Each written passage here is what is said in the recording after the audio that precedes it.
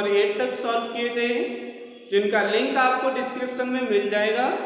Next question number 9, prove that y equal to 4 sin theta upon 2 plus cos theta minus theta is an increasing function of theta in 0,π/2।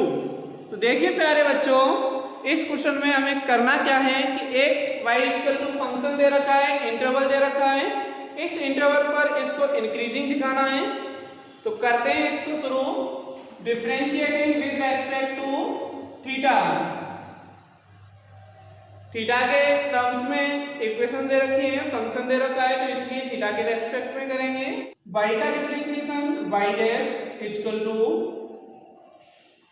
2 plus cos theta का whole square,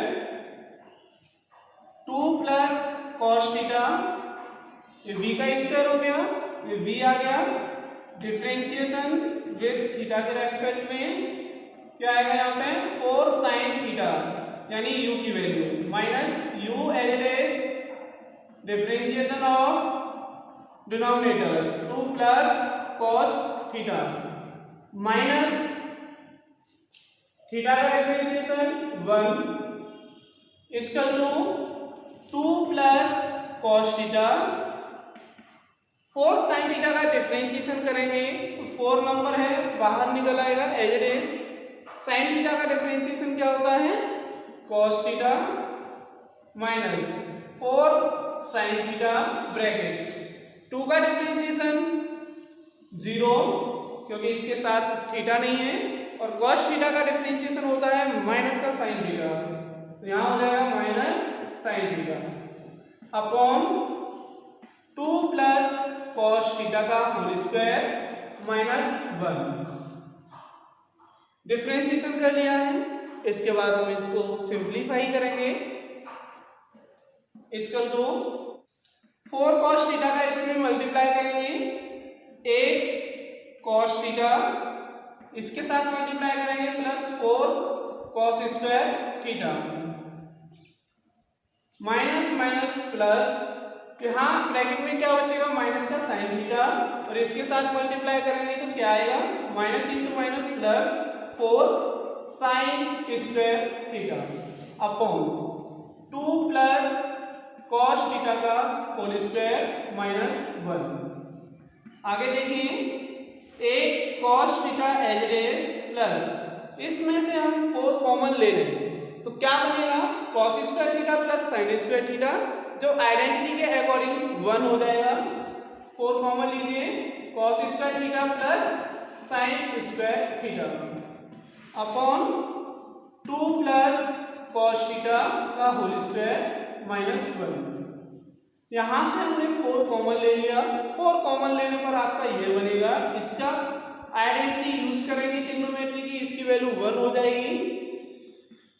8 cos theta plus 4 into 1 upon 2 plus cos theta का whole square minus 1। y dash equal to 8 cos theta plus 4 upon 2 plus cos theta का whole square minus 1। इसमें हम कोई एक value select करेंगे at theta equal to interval है 0,π/2, यानी कि 0 और 90 के बीच की वैल्यू। इसमें स्क्वायर ब्रैकेट लगा है इसलिए हम 0 भी पुट कर सकते हैं और 90 भी पुट कर सकते हैं। तो कोई एक वैल्यू सिलेक्ट कर लेते हैं इसमें π/3 का मीन्स क्या होता है 60 degree, which belongs to 0,π/2। Now y dash equal to 8 cos π/3 plus 4 upon 2 plus cos π/3 का whole square minus 1। 8 into cos π/3 यानी कि cos 60 डिग्री, cos 60 डिग्री की वैल्यू होती है 1/2 प्लस 4 अपॉन 2 प्लस 1/2 का होल स्क्वायर माइनस 1। 2 से इसको डिवाइड करेंगे 4 टाइम्स, 4 इंटू 1 4, 4 प्लस 4 8 इसको सॉल्व करेंगे कितना हो जाएगा, एलसीएम लेकर 2 2 2 जा 4 प्लस 1 यानी 5/2 का होल स्क्वायर माइनस 1 इसका टू 8/5/2 का होल स्क्वायर करेंगे 25/4 माइनस 1 इसका टू ये 4 ऊपर पहुंच जाएगा आपका कहाँ, इसके साथ 32/25 माइनस 1 एलसीएम लेंगे अगेन 32 माइनस 25/25 इक्वल टू कितना आएगा 7/25 ये आपकी एक पॉजिटिव वैल्यू है। सो y is increasing on 0,π/2। Next question number 10. Prove that the logarithm function is increasing on 0,∞। यहाँ देखिए बच्चों f(x) = log x interval 0,∞। Question में क्लियर कहा गया है कि logarithm function is increasing on this interval. तो लॉगरिथम फंक्शन क्या होता है, log x। तो f(x) = क्या हो जाएगा, log x। तो चलिए इसको प्रूफ करते हैं differentiating with respect to x। f का डिफरेंशिएशन हो जाएगा f' x = log x का डिफरेंशिएशन सभी जानते हैं कितना होता है 1/x। इसमें हम कोई एक वैल्यू पुट करेंगे, चेक करेंगे कि ये इंक्रीजिंग है भी या नहीं है। तो इंटरवल ऑलरेडी दे रखा है इसलिए x की वैल्यू फाइंड करना जरूरी नहीं है। तो x = कोई एक ऐसी वैल्यू सिलेक्ट कीजिए जो इनके बीच में लाई करे 0,∞। तो x = 1 which belongs to 0,∞। इसी इंटरवल में से एक वैल्यू है ये, तो पुट कीजिए f' 1 = 1/1 1/1 मीन्स 1। ये पॉजिटिव वैल्यू है तो फंक्शन कैसा होगा, इंक्रीजिंग होगा। सो f(x) is increasing on 0,∞। Next question number 11।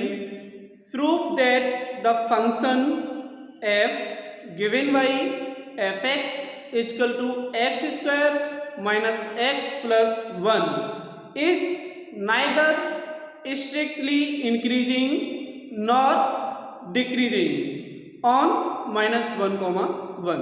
देखिए प्यारे बच्चों ये एक फंक्शन दे रखा है और एक इंटरवल भी दे रखा है -1,1।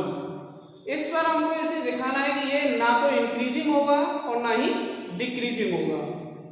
तो चलिए सॉल्व करते हैं इसको। Differentiating with respect to x, f का डिफरेंशिएशन होता है f' x = 2x - 1 + 0 = 2x - 1। Differentiation करने पर आपका 2x - 1 आ गया है। अगर इस इंटरवल पर सिर्फ इंक्रीजिंग या डिक्रीजिंग दिखाना होता तो हमें x की और वैल्यूज फाइंड करने की जरूरत नहीं पड़ती, लेकिन इस पे ना तो इंक्रीजिंग दिखाना है और ना ही डिक्रीजिंग दिखाना है, इसलिए हम क्या करेंगे x की वैल्यू फाइंड करके देखेंगे और इंटरवल बनाएंगे कितने बन सकते हैं। Now put f' x = 0, so 2x - 1 = 0 and x = 1/2. This is the value of x. Now this is the number line according to this interval, -1 on left side and +1 on right hand side, and value of x 1/2 is here। देखिए यहाँ पर दो intervals बन जाएंगे, एक ये हो जाएगा एंड ये इंटरवल बन जाएगा 1/2,1। तो चेक करते हैं इन दोनों इंटरवल्स पर क्या कंडीशन बनेगी। सबसे पहले -1,1/2। इसमें से कोई x की एक ऐसी वैल्यू सिलेक्ट कीजिए जो 1/2 से ग्रेटर हो बट -1 से स्मॉलर हो। तो x = 0 1/2 से स्मॉलर होगी और -1 से ग्रेटर होगी। तो f डैश 0 = 2 × 0 - 1 = -1। ये नेगेटिव वैल्यू है, डिक्रीजिंग होगा, यानी इस इंटरवल पर फंक्शन आपका डिक्रीजिंग हो जाएगा। नेक्स्ट चेक करेंगे 1/2, 1 पर यहाँ एक x की वैल्यू सिलेक्ट कीजिए जो इस इंटरवल के बीच में लाई करे। 3/5 5 से इसको डिवाइड करेंगे 0.6 आएगा। और यहाँ देखिए हाफ का मीन्स होता है 0.5 और 1 के बीच की कोई एक ऐसी वैल्यू जिस पर हम फंक्शन को इंक्रीजिंग और डिक्रीजिंग चेक कर सकें। तो अगर 5 से इसको डिवाइड करोगे 0.6 आएगा, मीन्स 0.5 से ग्रेटर है और 1 से स्मॉलर है। तो पुट कीजिए f डैश 3/5 = 2 × 3/5 - 1। सॉल्व करेंगे इसको, इसके नीचे 1 ऐड कर लीजिए, 5 एलसीएम आ जाएगा और ये हो जाएगा 6 - 5, यानी कि 1/5 एक पॉजिटिव वैल्यू है जिस पर फंक्शन आपका इंक्रीजिंग होगा। एक इंटरवल पे फंक्शन डिक्रीजिंग है तो दूसरे फंक्शन पे आपका इंक्रीजिंग है। तो यानी कि फर्स्ट में इस इंटरवल पे जितना फंक्शन आपका डिक्रीज हो जाएगा तो इस इंटरवल पे फंक्शन उतना ही इंक्रीज हो जाएगा। तो हम क्या कह सकते हैं कि ये फंक्शन ना तो इंक्रीजिंग होगा और ना ही डिक्रीजिंग होगा। f(x) is decreasing on this interval and f(x) is increasing on this interval. So overall f(x) neither strictly increasing nor decreasing. Next question number 12. Which of the following functions are decreasing on 0,π/2? तो first part है cos x, f(x) = cos x। तो हमें इसको check करना है कि ये आपका इस इंटरवल पे डिक्रीजिंग होगा। तो चलिए करते हैं, differentiating with respect to x, f dash x = -sin x, क्योंकि cos x का डिफरेंशिएशन क्या होता है? माइनस का sin x। अब इसमें हम कोई x की एक ऐसी वैल्यू सिलेक्ट करेंगे जो इस इंटरवल में लाई करे, यानी कि x = मैं कर लेता हूं π/3 which belongs to 0,π/2। ये इसी में से इसकी वैल्यू होगी 60 डिग्री, 0 और 90 के बीच की वैल्यू होती है। तो f dash x = -sin π/3 minus sin π/3 यानी sin 60 की वैल्यू होती है √3/2। ये आपकी एक नेगेटिव वैल्यू है तो इस पर फंक्शन आपका कैसा होगा? Decreasing. So f(x) is decreasing on 0,π/2। इसी तरीके से हम नेक्स्ट बी पार्ट करेंगे, f(x) = cos 2x, differentiating with respect to x।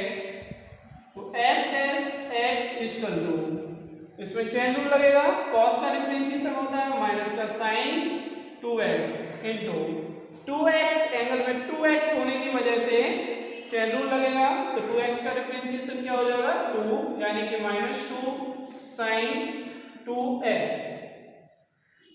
अब हम इसमें x की कोई एक ऐसी वैल्यू पुट करेंगे जो इस इंटरवल में लाई करें, यानी कि x = π/6। π/6 का मीन्स होता है 30 डिग्री। आप π/3 भी पुट कर सकते हैं, which belongs to 0,π/2। Now f dash π/6 = -2 sin 2 × π/6। Angle है 2x, इसलिए क्या हो जाएगा 2 इंटू पाई अपॉन 6।